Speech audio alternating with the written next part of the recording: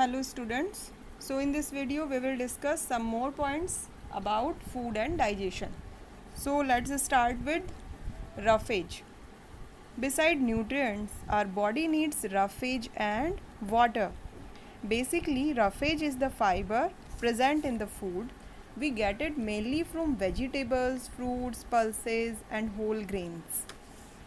So basically roughage जो होता है कि उसका कोई ऐसे पर्टिकुलर न्यूट्रिएंट्स नहीं होते रफेज में. रफेज इज़ अ फाइबर जो कि सैलड में fruits, vegetable, whole grains, fruits में जो एक फ़ाइबर होता है, जैसे आपने ऑरेंज या स्वीट लाइन पे देखा होगा जब उनका जूस निकालते हैं ग्राइंडर में, तो एक जो रह जाता है अलग से फाइबर्स रह जाते हैं जूस निकलने के बाद में, जो लेफ़्ट ओवर पोर्शन रहता है, that is we can call roughage. Okay, so fibers does not provide any nutrients to our body, but it helps our body to get rid of undigested food. It forms stools and help to prevent constipation. So जो roughage होता है हमारी body में, जो undigested food है जो कि digest हो चुका है, उसके बाद में लेफ़्ट ओवर फूड को बॉडी से थ्रू आउट करने में हेल्प करता है, स्टूल्स बनाता है बॉडी में, and it also helps to prevent constipation. Let's move on to the another point, water. So water helps in digestion of food and absorption of nutrients in our body and helps in throwing out of waste from the body. We should drink at least 8 to 10 glasses of water every day. It also maintain the body temperature. So water is very important for us.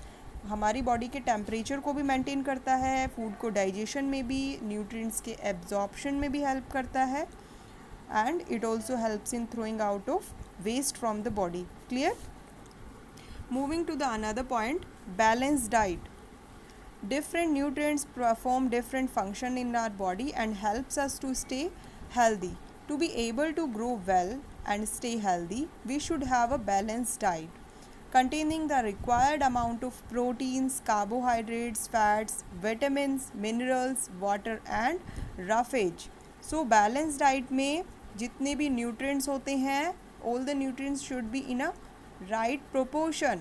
सब nutrients होने चाहिए. ऐसा नहीं है कि हम daily basis पे एक पर्टिकुलर न्यूट्रिएंट को ही कंज्यूम करते रहें डेली. हमें डिफरेंट न्यूट्रिएंट्स की ज़रूरत होती है अपनी बॉडी को हेल्दी और फिट रखने के लिए.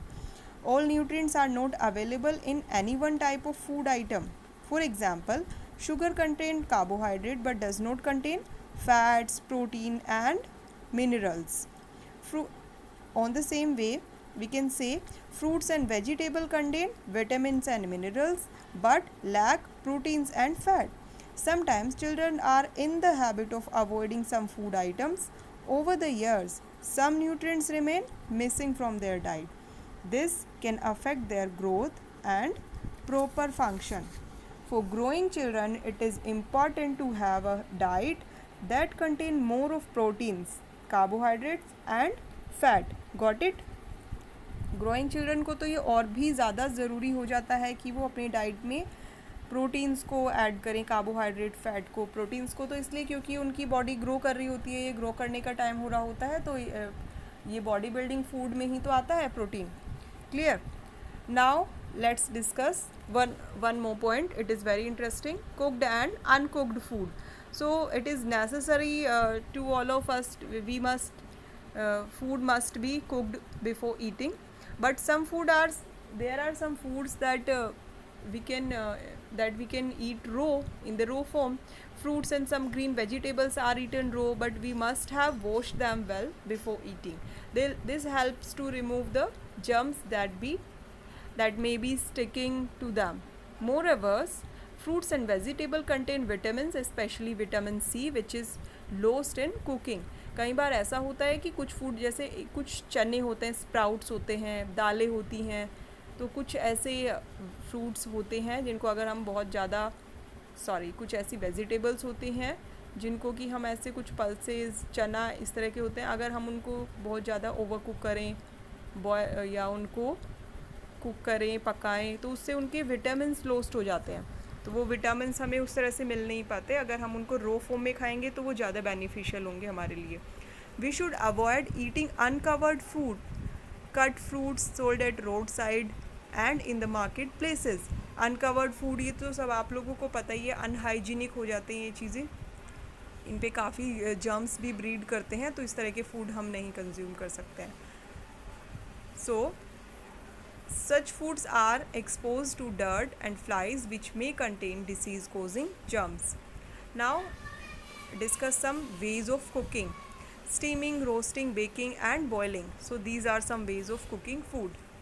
Now advantages of cooking food are: cooking makes food more tasty, cooking also makes food soft and easy to digest.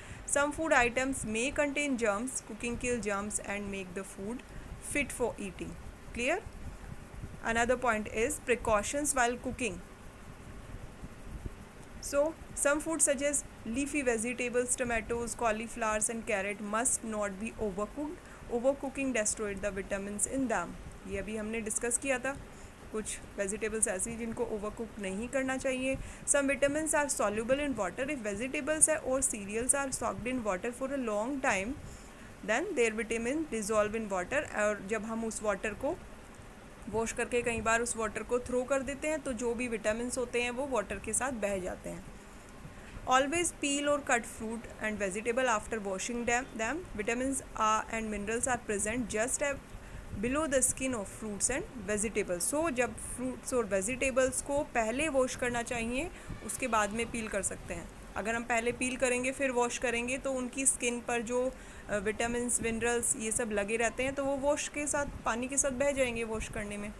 Clear? Another point is food preservation. Food preservation का मतलब होता है अपने फूड को स्टोर करके रखना, to so that we can consume the food for longer time.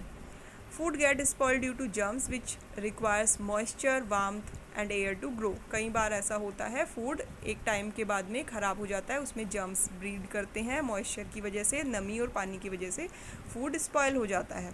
तो कुछ ऐसे प्रोसेस हैं जिससे हम अपने फूड को लंबे टाइम तक फ्रेश रख सकते हैं. It is necessary that food should be stored properly so that they will stay fresh for a long time. So food preservation is the storage of food to prevent it from spoilage. So here are different ways. The first one is low temperature preserve food. अगर हम food के surrounding का temperature low कर दें, that is अगर उसको refrigerator में रख दें, तो बहुत सारे फूड को हम रेफ्रिजरेटर में रखते हैं इसलिए ताकि वो स्पॉइल ना, ख़राब ना हो पाए. लो टेम्परेचर तो वहीं होगा, जैसे कि मिल्क, मीट, एग्स, ये सारे फूड. कई बार वेजिटेबल बनी हुई भी फ्रिज में रखी जाती है इसीलिए ताकि वो थोड़े ज़्यादा देर तक सही रहे, फ्रेश रहे. फूड में be preserved in air tight container. कुछ चिप्स या फिर कुछ ऐसे नमकीन के पैकेट्स, बहुत सारी ऐसी चीज़ें होती हैं जिनको एयर टाइट कंटेनर में अगर रखते हैं तो उससे उनका प्रिजर्वेशन हो जाता है, वो थोड़े लंबे टाइम तक चल सकती हैं. Salting also preserve food. The salt and water of food form a concentrated solution in which germs cannot live. Another point is boiling. This is also a common method of preserving food. It kills germs that spoil food. So कई बार milk को भी तो boil किया जाता है इसीलिए ताकि उसके अंदर के जर्म्स, बैक्टीरिया ये सब मर सकें और वो हमारे लिए एकदम हेल्दी रहे. डिहाइड्रेशन. डिहाइड्रेशन नाम से ही पता चल रहा है कि we will remove all the water from it. Moisture is necessary for the growth of germs. If the food is dried और dehydrated and the water is removed completely, the food can be preserved for many days. Sweetening. Keeping a food item in storage in a strong sugar syrup preserve it. कई बार ऐसा होता है कि जैसे jam, इस तरह के शुगर सिरप्स होते हैं, उसमें काफ़ी सारी शुगर को डिज़ोल्व किया जाता है तो उससे जर्म्स किल हो जाते हैं. सेल्स नहीं, जर्म्स ग्रो नहीं कर पाएंगे, उनकी सेल्स ग्रो नहीं कर पाती हैं. Next point is adding preservatives. Preservatives are substance which are added to food to slow down the growth of germs. Sodium benzoate is a chemical preservative. So by following the above method of food preservation, we can check wastage of food. Now let's move on to the another topic, which is digestion.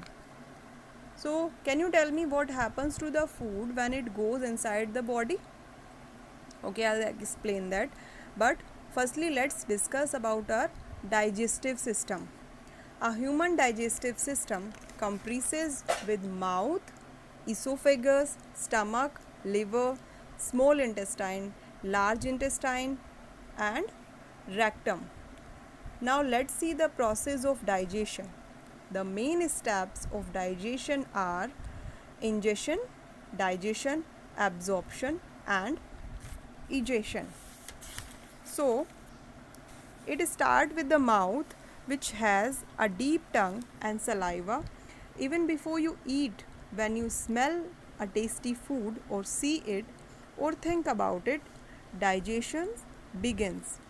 Saliva begin to form in the mouth. When we eat food, our teeth cut and grind food and the saliva get mixed with it. The chewed food then goes into the food pipe.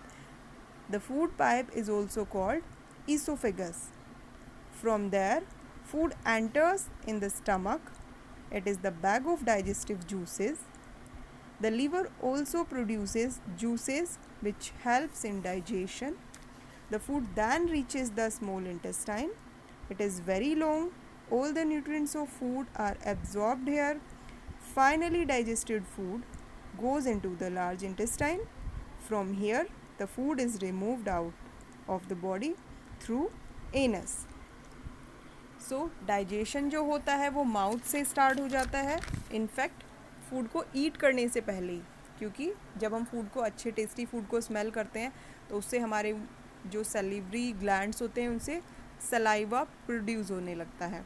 Mouth में जब हम उसको food को अपने teeth से cut करते हैं, grind करते हैं और सलाइवा मिक्स होता है, उसके बाद में जब फूड को स्वेलो करते हैं तो फूड का डाइजेशन इनफैक्ट माउथ के अंदर भी थोड़ा थोड़ा हो जाता है. जब वो सलाइवा उसके साथ मिक्स होता है तो saliva make our food soft.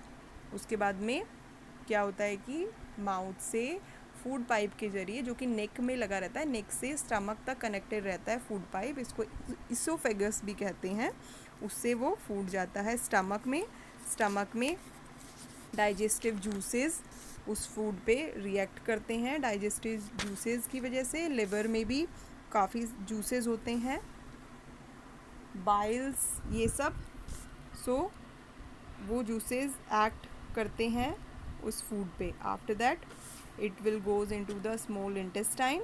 Small intestine में फूड के जितने भी न्यूट्रिएंट्स होते हैं वो सब एब्जॉर्ब हो जाते हैं स्मॉल इंटेस्टाइन में. उसके बाद में फूड लार्ज इंटेस्टाइन में जाता है. लार्ज इंटेस्टाइन में फूड में से जो भी अनडाइजेस्टेड फूड होता है वो रिमूव हो जाता है.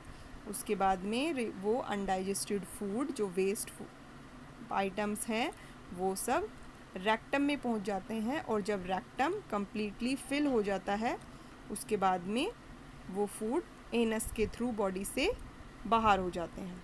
Clear? So this is the whole process of digestion. Now tips for healthy digestion. Chew the food well before swallowing it.